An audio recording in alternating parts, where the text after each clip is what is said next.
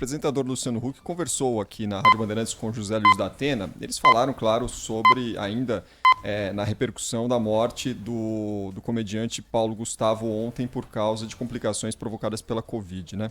Mas nessa entrevista o Luciano Huck comentou justamente esse decreto que foi citado pelo presidente Jair Bolsonaro contra as restrições impostas por governadores e prefeitos Brasil afora, né? E assim como outras figuras políticas manifestaram aí durante o dia, como por exemplo o ministro Marco Aurélio Mello do Supremo Tribunal Federal, o Luciano Huck classificou a ameaça do presidente como bravata. Vamos ouvir. Eu acho que é bravata. Obviamente, a gente tem que cuidar da economia, a gente tem que proteger os empregos, mas eu não tenho a menor dúvida que a proteção da economia ou dos empregos não é botar as pessoas na rua circulando e se infectando. Era você ter planejado, primeiramente, a vacina. Você vê os países como os Estados Unidos, alguns lugares da Europa, Nova Zelândia, Austrália, Canadá, que conseguiram implementar programas de vacinação organizados. A sua população está praticamente imune e estão voltando a fazer show. Assim, a vida está voltando. E a gente não, a gente está atolado, empacado, sem sair do lugar, porque a gente foi muito incompetente na gestão dessa crise sanitária, a gente não planejou a vacinação, a gente não comprou quando tinha que comprar. Eu acho que essa narrativa negacionista, quem está pagando o preço agora é o povo mesmo, porque não dá para ir para a rua que morre. Apontado como possível nome de centro para disputar a presidência da República no ano que vem, o apresentador acha que política não pode se misturar com paixão. Luciano Huck fez uma comparação com o futebol e o time do time de coração dele para explicar como entende que as coisas deveriam ser aqui no Brasil.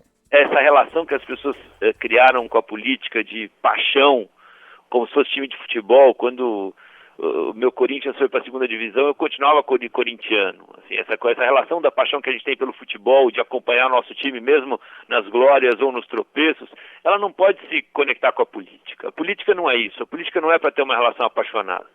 A política não é um pedido de casamento que você faz. A política tem que ser uma relação de cliente e fornecedor. Ou seja, alguém está te oferecendo um serviço que de alguma forma pode melhorar a sua vida e se não der certo você troca o fornecedor.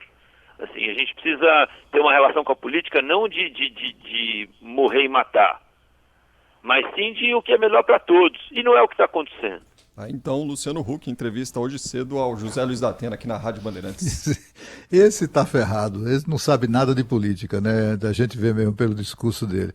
E é um enganador, né? Quando o sujeito cita para fazer contraponto com o Brasil, o exemplo da Nova Zelândia, é uma brincadeira, né?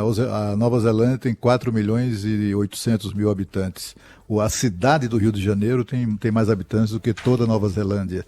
A cidade do Rio de Janeiro tem 6 milhões e 700 mil habitantes.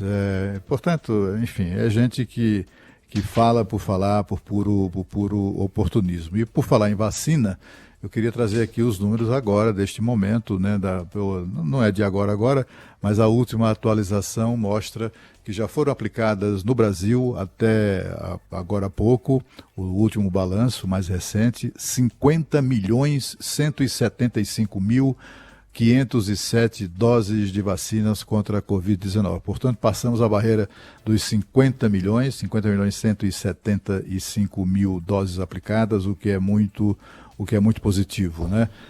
Estão no total, né, desse total, estão em poder dos estados, foram distribuídas até agora para os estados 71.387.120 doses. Evidentemente que essas 21 mil doses que estão aí sobrando, ainda que estão com os estados, mas ainda não foram aplicadas, são doses que estão em curso de aplicação, né? É bom lembrar isso.